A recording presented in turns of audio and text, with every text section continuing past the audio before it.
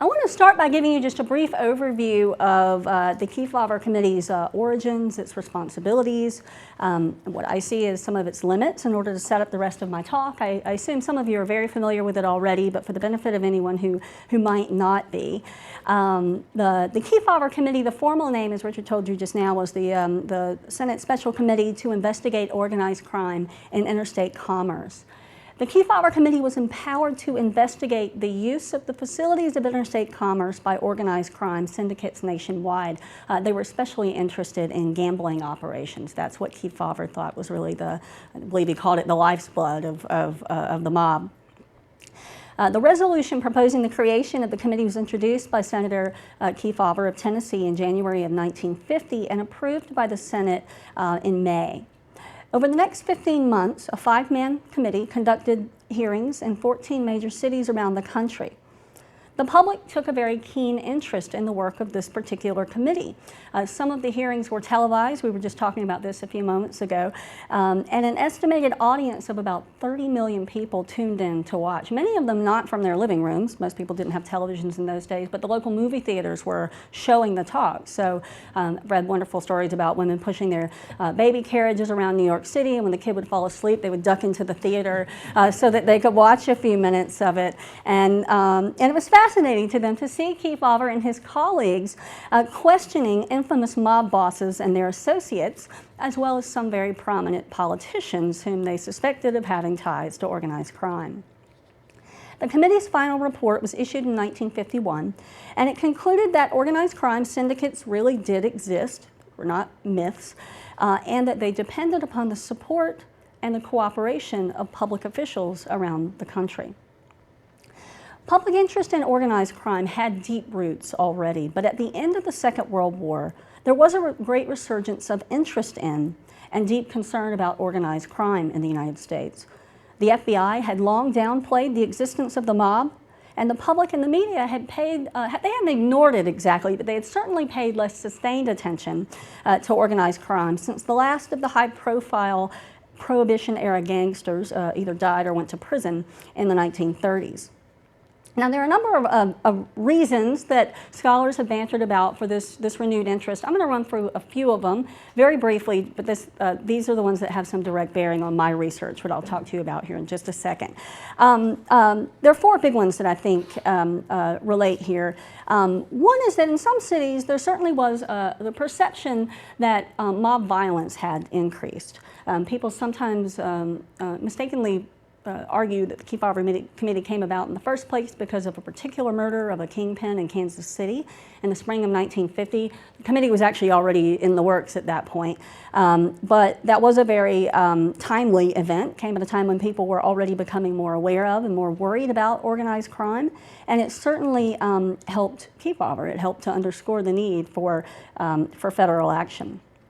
Another reason we already know a lot about is that labor racketeering was undermining some powerful unions in the country during and after the war, when industrial output was obviously a paramount concern.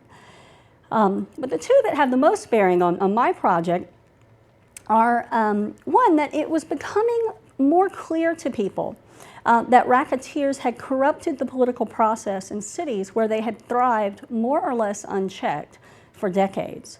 That lull between the 30s and the 50s, when we weren't paying as close attention to what they were doing, was a period of tremendous growth for organized crime operations, particularly in the South.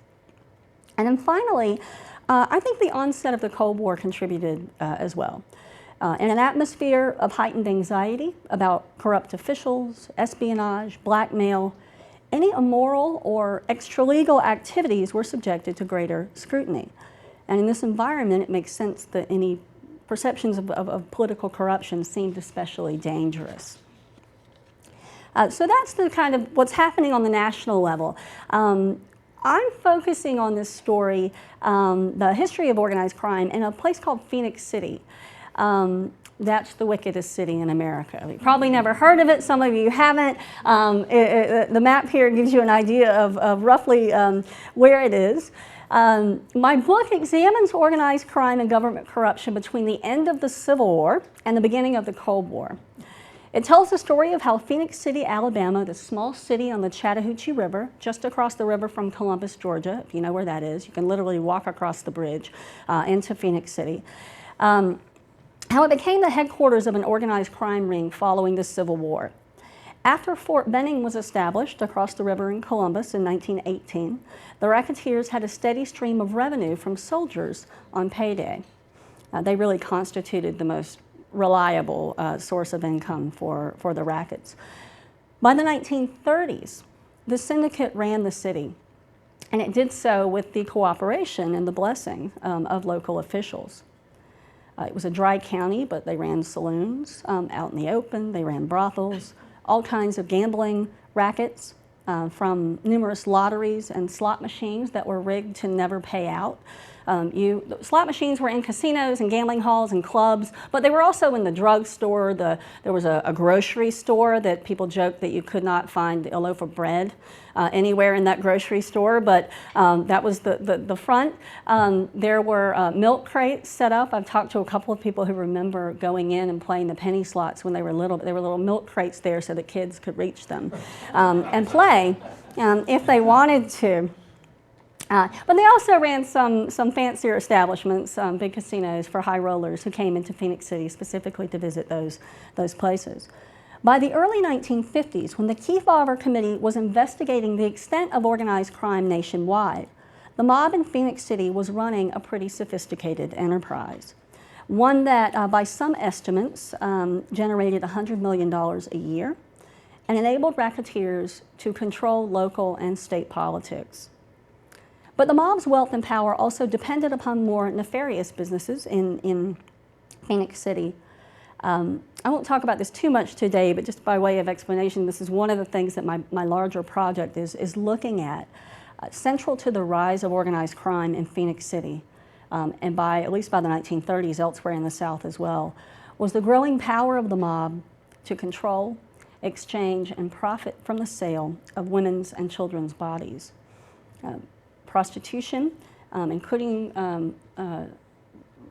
involving women or children, sometimes as young as 12 or 13 years old, was rampant. So were illegal adoptions, especially involving the children of single or poor mothers. These were extensive operations that enriched the racketeers in Phoenix City, but also linked them to criminal networks outside of Alabama and outside of the South. The most striking thing about the Phoenix City mob, though, was the extent of its political connections. The mob there exercised complete control over municipal government and local law enforcement, but it also exercised tremendous influence in state politics. Local citizens had made a few attempts to clean up the mob in the early part of the 20th century. They got nowhere with those efforts. That didn't change until the late 1940s, when a stronger crime-fighting organization, a group of local citizens, was organized. It was called the Russell Betterment Association. Phoenix City is in Russell County, Alabama. And its members became targets of mob violence right away. I think that's a pretty good testament to how threatened they felt by this new organization. In 1952, they bombed the home of one of the leaders of the Russell Betterment Association. They set fire to the law office of another one. And in June of 1954, when the mob's efforts to rig the Democratic primary to prevent a local crime-fighting attorney, the same one whose office they burned, to prevent him, his name was Albert Patterson, from becoming the state's new attorney general failed. He won the Democratic primary in spite of their efforts. They assassinated him outside of his law office in downtown Phoenix City. Local officials and law enforcement were so corrupted that the governor had to declare martial law in order to sort out the mess.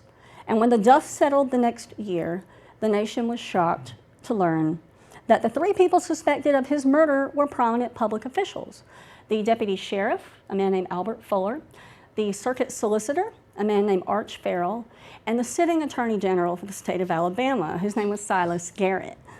Shortly after the murder, Garrett checked himself into a mental hospital in Texas and avoided being prosecuted. Only Fuller and Farrell stood trial, and only Fuller ever went to prison, and not for very long. He ended up getting out and moving back to Phoenix City, where he was taken care of by his former associates for the rest of his days. This story made national and international headlines. A local newspaper even won a Pulitzer Prize for its coverage of the case. But it was no surprise to the people of Phoenix City, who had been pleading with state and federal agencies for help for decades. They had appealed, in fact, to Estes Kefauver and his colleagues on the Senate Committee to investigate organized crime. The high point of tensions in Phoenix City overlapped with the work of the Kefauver Committee. Indeed, Senator Kefauver and Albert Patterson, the man who was murdered by the mob, were pretty good acquaintances and exchanged a lot of letters and back and forth advice about how best to deal with this problem. So I came here a couple of years ago for the first time looking at these collections in hopes of learning more about that correspondence, specifically about that relationship. I'd seen a few letters in Albert Patterson's papers at the State Archives in Alabama, and I wondered how much information he had given the Kefauver Committee. But in looking through that correspondence, I didn't actually find very much between those two here. I, in fact, have learned a lot more about the national dimensions of my study of organized crime and political corruption in the Jim Crow South. Now, my project is still very much a work in progress. As Richard said, I'm starting to write it up next year when I finally mercifully have a little bit of leave time from teaching and committee work. And so I can't outline precisely how all of this fits into the book, but I do want to focus on some of the most important things that I've taken away from my research here and try to explain what I think it has to do with my larger project. The first big takeaway from this work is that the Kefauver Committee's work wasn't entirely new. It was the first effort by Congress to investigate organized crime, but it mirrored and it relied very heavily upon the work of existing anti-vice and local crime commissions. And evaluating the work of those committees, I've learned, is as well as the aid that they gave to the Kefauver Committee, is absolutely essential in understanding the full scope of the Senate Committee's work. And also the limits of that work. Now, a lot of cities had had anti-vice commissions before. There were many back in the early 20th century during the Progressive era, but the ones that Kefauver and his colleagues were communicating with in 1950 and 1951 were relatively new. Most were organized in the mid to late 1940s.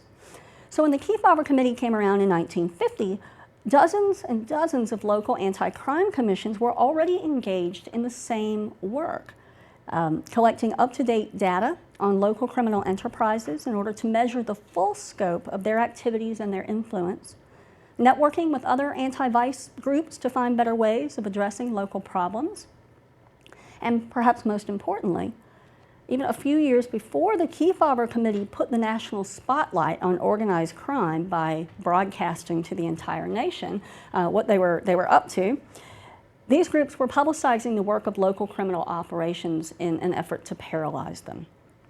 One example I've already mentioned was the Russell Betterment Association in Phoenix City, founded in the late 1940s.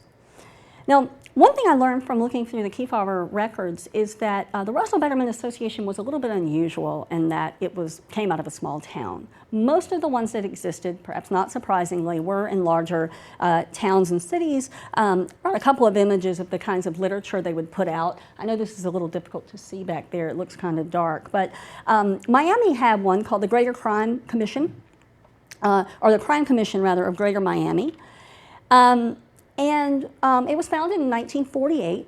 And one of the things that was interesting about the correspondence between some of the members of this committee and the Kefauver Committee is that I realized how much they were up against funding challenges. Unlike the Kefauver Committee that had a grant from Congress to do their work, these were locally organized. They did not receive any public funding whatsoever. They may have had public officials on their members roster, but they weren't getting any funding. And in fact, one of the things they complained about most to Kefauver was how they spent most of their time not actually doing data collection, not in the way they wanted to, or coming up with real solutions to the problems that the city was facing, but they spent a lot of time trying to raise money so that they could do those things. They also did collect a lot of data anyway, though, and they communicated that to Kefauver. Another example, and I really like their literature, was the commission in Kansas City. They had a really good graphic design person. This I won't flip through all of it, but I have a couple of images here. I'm sorry these are so small and difficult to see. I had them blown up, but their literature, as you can see here, tended to focus more on how crime costs the city money. They thought it was an effective way to get people to step in and do something about it. Not to make arguments about morality and what's wrong with what they're doing, but to say, you know, whether you like it or not. We're not, you know, asking who's participated in this. We're not interested in that. They were really concerned about how much money it was costing the city to deal with these problems created by organized crime. As I said, these are typical anti-crime commissions that Kefauver and his colleagues were corresponding with. And it would make sense that where there were bigger populations and more money to support this work, they would be more effective and thrive a little bit more. So it helps to explain why something like the Russell Betterment Association was a little more unusual. Nevertheless, these commissions were absolutely instrumental in filling in Kefauver and his colleagues on the full scope of organized crime activities in the United States. And while the committee correspondence suggests that commissions like the Russell Betterment Association were really the exception, the committee's correspondence does shed some light on the work of the Russell Betterment Association. The files contain dozens of letters like this one from a man named John Luttrell in Phoenix City, complaining about the pervasiveness of organized crime. He was a member of the Russell Betterment Association. He calls it the Citizens Committee in this letter, but it's pretty clear that's who he's talking about. And he appeals to Kefauver, as many of his friends and colleagues on the Russell Betterment Association did, to understand that the Phoenix City racketeers were not just a local concern, and they should not just be seen as a local concern. He alludes to the mob's ties to state government and to its suspected involvement in criminal enterprises in Florida. And he makes clear that he believes there's a connection between the Cold War objectives of the federal government and those of the Russell Betterment Association. Near the bottom of the letter, he says, "While we are fighting for democracy in other countries of the world, please help us root out those people who seek to buy our own government." And to document his claims, Luttrell included a local newspaper clipping. This one I found particularly interesting because it's about one of the mob guys was getting a divorce, and his wife just put him on blast to the local newspapers and just let them know everything that he was up to. So she was probably one of the better sources of information they could have had. Interestingly enough, I later figured out that her parents were the ones who were running the illegal adoption ring. Her father was a doctor and her mother was his nurse. I'm not going to go, we can talk about that at the end here. It's probably the most salacious bit of information I have about what the mob was doing, and one that I thought was not true until I found some documentation of it. I thought it was just one of those legends that had been based on some grain of truth that had been grossly exaggerated, but it's not. It was actually true. Now, he included the clippings with most of his letters, and a lot of the correspondents did this. I think, in an effort to convince him that this was well known, that they're not just sort of spreading rumors about their neighbors, that this is a real problem, and it's one that the committee needed to address. Kefauver wrote back to Luttrell. He tended to write back to the majority of people who were writing these letters outlining their concerns, usually with a more brief response than this, and I know it's difficult to read from back there, but this one is interesting because his reply is a little bit less firm of a no than he would be giving to people later on. He simply tells them that time won't permit them to come to every place, but every small town where there might be some problems, but he indicates that he's interested in learning more about what's going on in Phoenix City. Now, unbeknownst to Luttrell, probably he was already corresponding with Albert Patterson, and Kefauver knew very well what was going on in Phoenix City, and I do think he took a special interest in those letters. And elsewhere, there's some other correspondence like this, but there are little memos like this scattered throughout the papers. There's a memo, I guess, either saying that Hugh Bentley had called or somebody had called and mentioned Hugh Bentley's name. He's the guy whose house was firebombed by the mob. And below it, you see the name of Hoyt Shepard. Hoyt Shepard was the main kingpin in Phoenix City. the guy working for him who bombed the house, his name was Tommy Dynamite Caps. Each person had a specialty. There was the safe cracker, and you didn't step on the safe cracker's territory. Tommy Dynamite Caps, I wish I had his mugshot. I do have a copy of it from the State Archives. It's interesting, and his long list of known activities. But he was their guy they called in to blow things up. And there are a lot of snippets of information like this scattered throughout, so I really got the impression that a lot of people were corresponding with Kefauver and that he knew a great deal about what's going on in Phoenix City. Now, these people writing these letters and the crime commissions as well that they were members of were some of Kefauver's best sources of information. In fact, he often contacted the leaders of some of these crime commissions himself in order to solicit information. And when there were no commissions to turn to, he wrote instead to sometimes the local law enforcement. I think he figured out that that wasn't going to get him very far in Phoenix City. So instead he would write to local journalists asking for if they would share with him any data that they collected in working on some of their stories. Found a great one from a Birmingham reporter named Gene Wartzman. He was writing about Birmingham and other problems in Alabama, but Wartzman also knew a great deal about Phoenix City. He was one of 2 or 3 journalists who wrote a number of stories about Phoenix City, and he and a man named Ed Strickland later wrote a book following the Patterson murder about the years of activities of the mob in Phoenix City. Now, I'm hoping to over the next few months, dig a little deeper into the work of some of these commissions now that I see how important their work was to Kefauver. I'm interested in particular in whether or not they were also policing other quote-unquote criminal behaviors. I think that if the Kefauver Committee and this constellation of municipal anti-crime commissions were responses to post-war fears about crime and political corruption, then it stands to reason they may have supported other law and order initiatives not directly related to organized crime.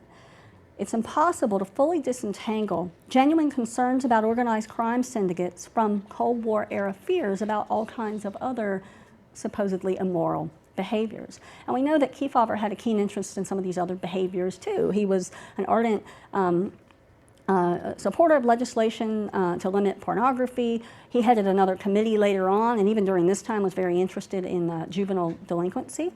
And some of these commissions, these local commissions, had initiatives, and in one of them, I can't remember if it's Kansas City or Miami, they specifically mentioned that they are concerned with juvenile delinquency and how that might feed local organized crime activities. So they were doing things like trying to ban violent comic books or encourage parents to not let their kids go see violent films and those kinds of things.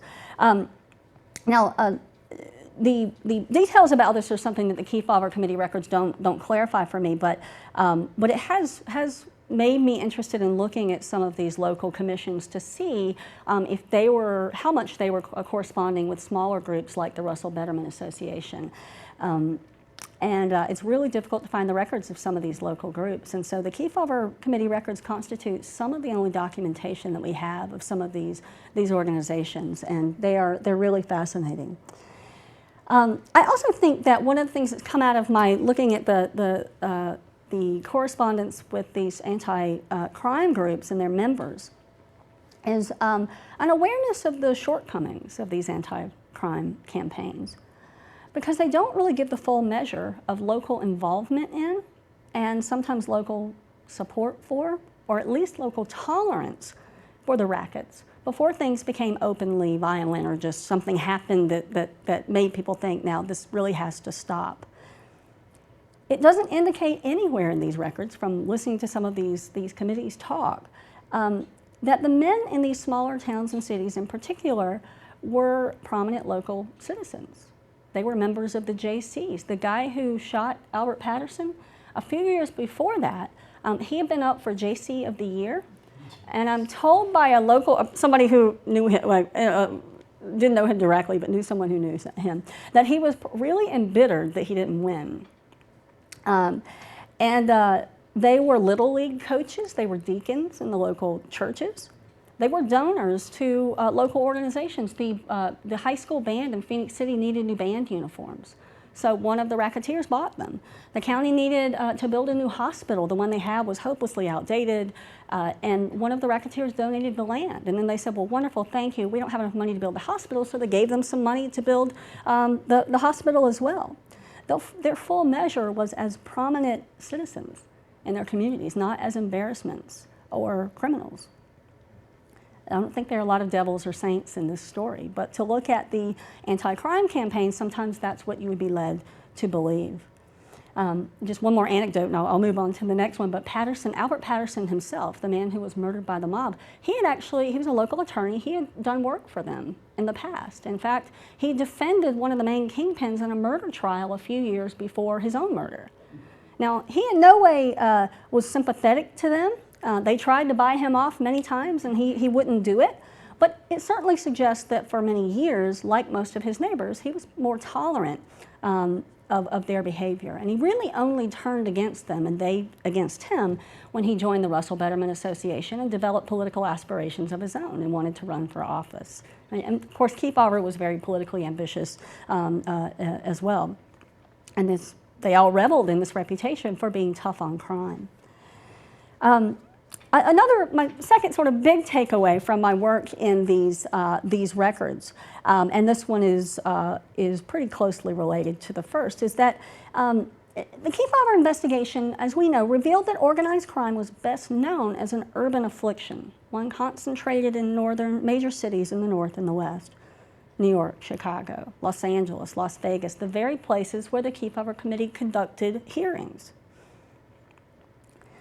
If the Kefauver Committee's public activities confirmed what most people already knew, that organized crime was real and that the syndicates were running loose in some of the nation's biggest cities, the records of the committee show that organized crime flourished in smaller cities and towns across the country, where racketeers and corrupted public officials exercised control over municipal politics, local law enforcement, local businesses, and sometimes state politics as well. Presumably, the committee assumed, when they received some of these letters from people complaining about local problems, that crime syndicates in smaller towns and cities were not only less common, but they were smaller and probably less likely to be engaged in interstate business. But Kefauver's correspondence told him otherwise. Now, he certainly knew that Phoenix City, sitting on a state boundary, was engaged in interstate commerce, but his correspondence told him time and again that this was so. This letter is very generic, but I really love it because this person's very impassioned. It cut off her signature there, but this is a lady named Wanda from Alabama who wrote this pleading letter to Kefauver saying that the South was in trouble, that this has been going on for a long time, the situation is dire. She does not offer a lot of detail, but it's she's obviously very upset about whatever it is that she knows. Most of the letters he received, though, were very specific. They named names, they had dates, they had specific information about what was going on and where and when. The correspondence files are organized by state, and you can just scan the boxes and look and see that the southern states are full. They're thick files of letters from people detailing these kinds of activities. And over again, people are making the same kinds of complaints about their local problems. These are local problems, but they would always say they are linked to problems in other cities, other states, other parts of the country. They know the Kefauver Committee is looking at interstate commerce. They know that they've got to get his attention too. So they really tended to highlight that. And as I mentioned earlier, they would often include newspaper clippings to document their claims, to say, I'm not just pulling this out of thin air. This really is happening, and we know that it's happening around here. There were many, many people writing with complaints about Phoenix City too. But there are also letters from places like Birmingham, Muscle Shoals, Gadsden, Alabama, Colbert, Georgia, Savannah, Georgia, Seneca, South Carolina, Chattanooga, Tennessee, Port Arthur, Texas, Galveston, Texas. I could go on and on and on. And the queries were all very similar. Dear Senator, they began, and then each letter outlined complaints about illegal gambling, prostitution, and intimidation, sometimes violent intimidation, by a small group of racketeers and their employees. But the men and women who wrote these letters also linked those activities to the things I mentioned earlier, to political corruption, to labor racketeering, or to just meddling in whatever the local business was, and to Cold War security concerns. One person in Muscle Shoals wrote a letter to Kefauver saying that he was certain that communists were running the mob in Muscle Shoals. Another person, this person called himself or herself an American, wrote this rather odd and paranoid sounding note to the committee saying that communism was the brother of the black market. Another man wrote a letter to Kefauver calling racketeers parasites and saying that he thought they were an even bigger threat to democracy than communism was. A number of people in Phoenix City were saying that to him as well. This is a huge problem. We're not really too concerned about what's going on in the Cold War. We see that as a problem, but the real war is right here in Phoenix City. Now the accusations, as this one sort of indicates, and I know it probably is difficult to read it there, but I'll leave it up so you can scan it for people with good eyesight. Sometimes the accusations were so outrageous that Kefauver and his colleagues didn't pay much attention to them. A few of them, I thought I had an image of one and I couldn't pull it up. Somebody had written in the margins, this is a crackpot. And some of them were. There were also letters from people who seemed to have personal vendettas against certain local officials. So they would write to him and say, John Doe is into this and you need to come and get him, and hoping that Kefauver would come and investigate him. So some of it, whether it was true or not, there was some other motive behind it. But I was struck by, I thought there'd be more of that in the papers, and there certainly is a good deal of it, but it's obvious that they were also receiving a lot of really good information, detailed information. Information, as I said earlier, that sometimes people volunteered, and sometimes Kefauver solicited from people that he trusted. Now, in terms of the outcome of this campaign and its bearing on my research into Phoenix City, I think that certainly the committee's conclusions in their final report in 1951 were no surprise to those thousands of citizens who were writing him letters in 1950 and 1951. But the committee's work also didn't lead to what they wanted, which was a serious crackdown on organized crime, either in the big cities where the hearings were held, or in the small towns like Phoenix City, whose citizens pleaded mostly in vain for any kind of attention from the committee or any sort of help, because they could not rely on corrupted officials at the local and state levels to help them out. In Phoenix City, despite the work of the Russell Betterment Association, the mob thrived in the early 1950s, and for years after the Kefauver Committee suspended its investigation. Local elected officials, local law enforcement, and the state attorney general facilitated the work of the racketeers there. It really didn't end until they overstepped in 1954 when they killed Albert Patterson and the governor declared martial law. That was really the only way to root it out. Interestingly, most of the people who were involved in the mob, the ones who didn't go to jail, and most of them didn't serve any real time, they were from Phoenix City. They stopped maybe operating their saloons and brothels, but when the dust settled, they all stayed in Phoenix City. And they continued serving as JCs, they continued coaching Little League and going to local political banquets and serving as deacons in their churches. This is what they always had been. They were citizens who were well integrated into the local community, and they stayed there afterwards.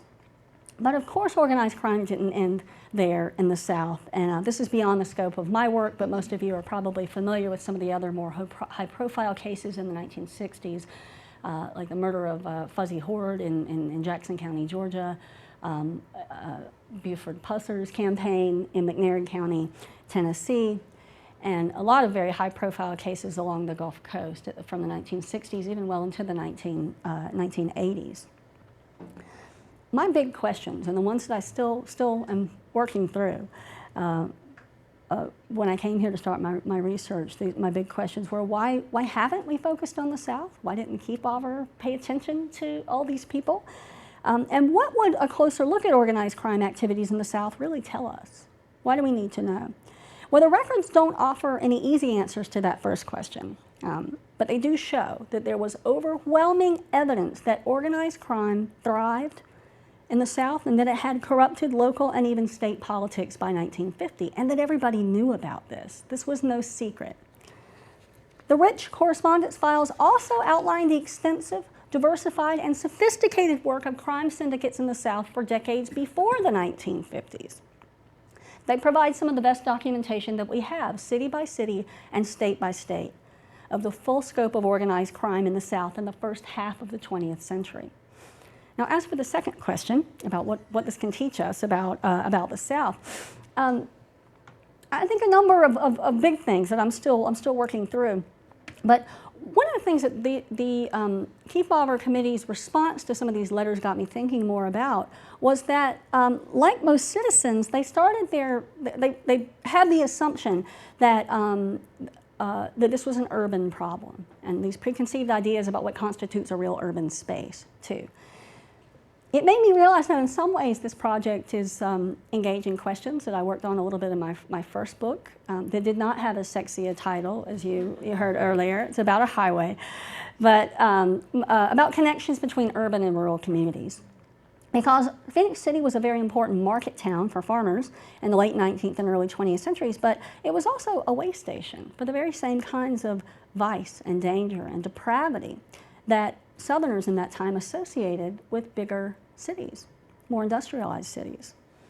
And Phoenix City, what was happening in Phoenix City challenged ideas about the safety and security of small town life, even as industry and big agribusiness took over as drivers of the national and regional economy. Anxieties about that transition, along with challenges to the racial and sexual status quo that were magnified by the mob's activities, were projected onto attitudes about the state's regulatory responsibilities, which they increasingly believed meant that they needed to define and punish criminal behavior. As Phoenix City, along with the rest of the South, shifted away from an agricultural society to a more urban and industrialized one, it embodied larger and increasingly fraught regional fluctuations and negotiations between citizens and the state. By the late 1940s, when the imperatives of Cold War policymaking reshaped ideas about safety and security in more global contexts, citizens' heightened responses to the presence of organized crime reflected their growing anxieties about global and also local threats to their safety and to the economic order. Another sort of big takeaway from this, a big question I'm thinking about in terms of what this tells us about the Jim Crow South, is that the correspondence files for me really confirmed how common it was for citizens to link their fears about organized crime to their fears about safety and security after the war. As the Phoenix City case played out, Cold War paranoia was making its way into American homes, where people wanted to think they could still retain some measure of personal safety and control over their own lives. The Patterson murder in Phoenix City shattered these illusions for people, for white Southerners in particular, right? The moral degradation of their communities by decades of vice had been bad enough, they thought, but the cold-blooded murder of a prominent elected official prompted outrage. There's a wonderful quote from, I believe one of the local papers carried it, from someone near Phoenix City shortly after the Patterson murder, who said, you know, political assassinations, those things are supposed to happen in Latin American dictatorships and Eastern European provinces, but not in Alabama. That doesn't happen here. And I think it spoke volumes about how rattled people were that this was going on there. They knew it was going on, but they just didn't think it was going to go quite that far. At the heart of this book, ultimately, I think are a lot of long overlooked connections between white Southerners' resistance to civil rights and the backlash against organized crime as the foundation of post-war conservatism. And I'm really interested in the ways in which I can put criminal in scare quotes, but a criminal subculture whose definition I think was constantly in flux, especially as ambitious politicians started getting involved in it and sort of casting themselves as being tough on crime. That these ideas about a criminal subculture coexisted for so long alongside reactionary ideas about race and gender and the role of the state. In practice, the Southern commitment to law and order, I think, masked widespread corruption for decades, in much the same way that myths about racial purity and sexual morality had for so long obscured a range of sex crimes, including widespread prostitution of underage girls, 12 and 13-year-old girls in Phoenix City. Those are documented cases. And the unprosecuted rapes and sexual assaults of black women by white men. Just to wrap up, I guess, my sort of summation of the committee and what it teaches us here is that I think that most of our popular knowledge about organized crime comes from what we know, thanks to the work of the Kefauver Committee. But I think the limits of the committee's work have shaped what we know as well. The correspondence files in the committee's records are incredibly extensive and rich sources of information that reveal that Southerners were deeply interested in the work of the committee and that they worked tirelessly to get the committee's attention. And while the committee didn't conduct a serious investigation in any Deep South city except for New Orleans, its correspondence files document a very active and extensive network of organized crime activities in the post-war South, activities that had gone unchecked for decades, and unfortunately, for Phoenix City, would continue far beyond the lifespan of the Kefauver Committee as well. Thank you.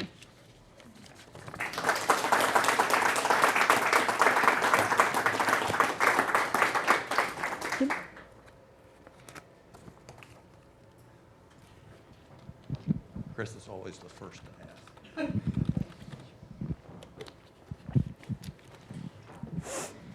Thank you very much. Do you have a sense from your research of how independent Kefauver could be as a senator in the Senate that contained so many very powerful Southern senators?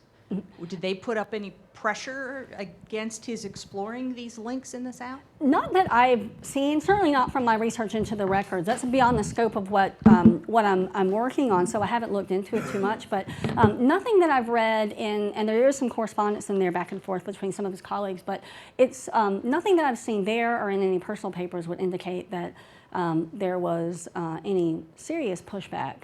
I mean, in a way, this is not a difficult thing to support either, right? This committee's work, I mean, I know there was some wrangling over who was going to run the committee and what sort of where the funding was going to come from, and it ends up being a special committee and not tied to an existing committee because of that. But beyond that, I mean, I think everybody wanted a little bit of credit for it probably. So, but beyond that, I think the work that the committee was doing was an easy thing to support. So not to say that there wasn't any whatsoever, I'm sure there was, but I haven't come across anything that I could speak to specifically about that. If anybody knows if there is, I would love to know that, who was going after him.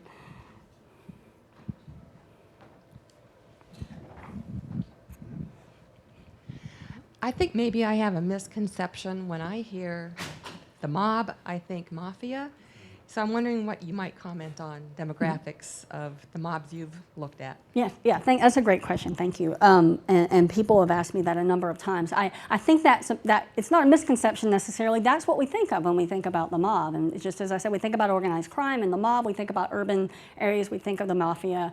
In the South, as far as I've been able to tell, definitely not in Phoenix City, but not in any other iterations of mob or racketeer activity in the South, was there any particular ethnic orientation, or there's not anything that's sort of tying people together other than the fact that they are interested in these kinds of activities. It was the people who were running it were a relatively small, but very well organized group of people. In Phoenix City, there was the guy Hoyt Shepard I mentioned, he was really the sort of big kingpin. But there were a couple of other people who were considered kind of bosses or kingpins, and they used that terminology to talk about them. But most of the people working for them were just, sort of petty criminals who had, like Tommy Capps, who had proven himself to be adept with dynamite, who were useful to them. There was another guy named Clarence Rebel, who was ran a safe-cracking school in Phoenix City. They had a building where they actually would bring people in who showed talent for safe-cracking, and they taught them how to do it. So when I say that it was a sophisticated organization, I sometimes jokingly call it disorganized crime in Phoenix City, but really it was actually quite organized. But everybody was very specialized, and it was very carefully set up. But it wasn't. There were not that I can figure out so far. I've not found any credible links between the Italian mafia in New York or a group in Chicago or something, or the Irish mob and the racketeers in Phoenix City. So within the mob in Phoenix City, it was diverse demographically? It was all white men, I mean, Well, yeah. But But as yeah. far as ethnic backgrounds? Yeah, no, I mean, no, and most of them were from Phoenix City or from nearby. So there were a few people who came in from the outside. There was one, actually, I was going to say there was one guy who was not born in the United States, but that's not true. I think his parents were immigrants, but they had come to Alabama, and he was born there. But they called him the Englishman because they thought of him as being, having this very different kind of background from them. But most of them were locals or had been there for a very long time, so people had forgotten where they moved there from. Phoenix City, interestingly, it had this reputation for a really long time, dating back to even the early 19th century. Even before Alabama became a state, people would run, if they were running from the law in Georgia, achieved statehood before Alabama did, they would run into Alabama to get away. And the area that became Phoenix City, it had a number of different names, but I was amused to learn that at some point in the early 19th century, its formal name was Sodom. They called it Sodom. That was the name of the community. But so it kind of had this reputation for a long time, but I think that it would be unfair to say that there was anything approaching a real organized racketeering operation until a little bit in the 19-teens and 20s when the state passed when the state passed a prohibition law and they were openly flouting it. The state attorney general came in and put the sheriff on trial because he was refusing to enforce the law, and they kicked him out. They replaced him, and a couple of years later, when election season came around, the people of Phoenix City re-elected that same guy. And then in the 1930s, the city started selling licenses to raise revenues. The city was broke. So that's one of the reasons that it really flourished there in the city. When I said they actively cooperated, they really did. They sold licenses and looked the other way at a lot of legal violations in order to keep revenues up.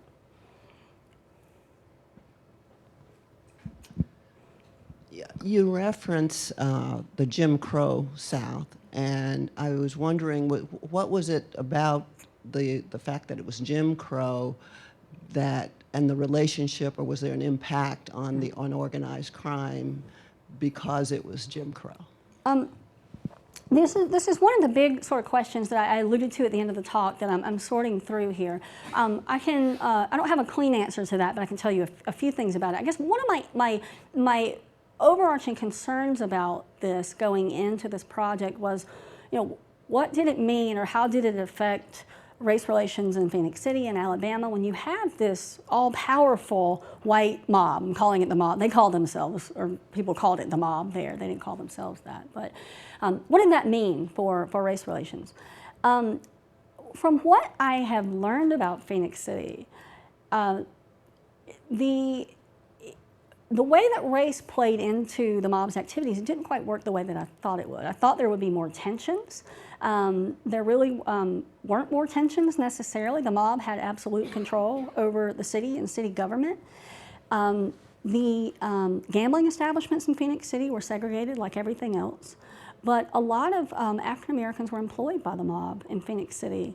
And even though the black establishments were white owned, they put African Americans in charge of running those clubs.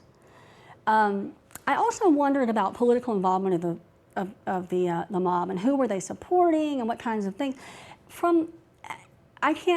As far as I have been able to tell, they were for, obviously the Democratic Party was running the county and running the state, but they were for anybody they could buy. And it really didn't matter who they were or what they were.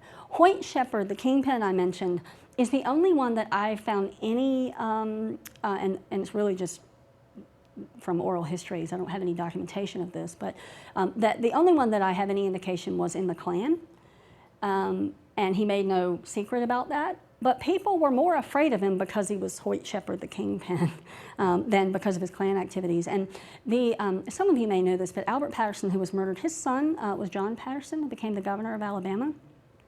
I've interviewed him a couple of times about this. He's 90, he'll be 94, I believe, in September. And he says he has a vivid memory as a little boy of watching the Klan parade, and he said, well, you could tell who everybody was. It was a small town, and you knew their shoes. So, so he said, you know, I would see him marching in the parades, and everybody knew that he was in the Klan. But you know, as far as this sort of my bigger question about sort of what does it mean to have this white mob exercising this kind of local control, I don't think they were doing anything, I haven't been able to determine so far anyway, that they're doing anything out of the ordinary or anything different than what was happening anywhere else. They would occasionally, when they needed to rig an election, they would try to exploit and manipulate the black vote in Russell County and go pay people to come in and vote who otherwise would not have been allowed to vote in elections. There was some of that going on. But I haven't even been able to determine that that was the way they got the elections fixed. I don't think they had to. The election that they almost stole away from Albert Patterson for the Democratic primary to become the new Attorney General, they just went in and erased the election returns and wrote in the numbers that they wanted. So they didn't even go so far as to try to pay people to vote. And when Patterson, they already were upset with him because he had this crime-fighting reputation, and he was promising that one of the first things he was going to do when he was elected was clean up Phoenix City. So they're upset about that, but the immediate thing that got him killed is that he knew they had changed the returns. He had gotten his hands on some of them, and he was going to testify before the grand jury in Montgomery the following week, and they knew it, and they had to stop him from doing that. So.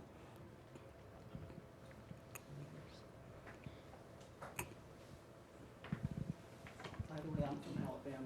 Are you, where from out, where? I grew up right on the Alabama line. Where in Alabama? Small town called Parrish, about 35 miles west of Birmingham. Okay, all right.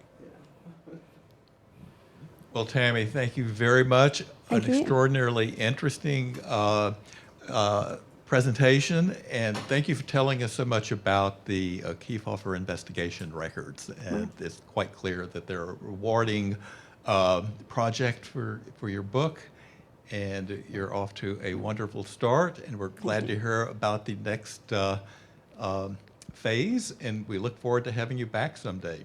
Thank you so much. Thank you all for coming. I really appreciate it.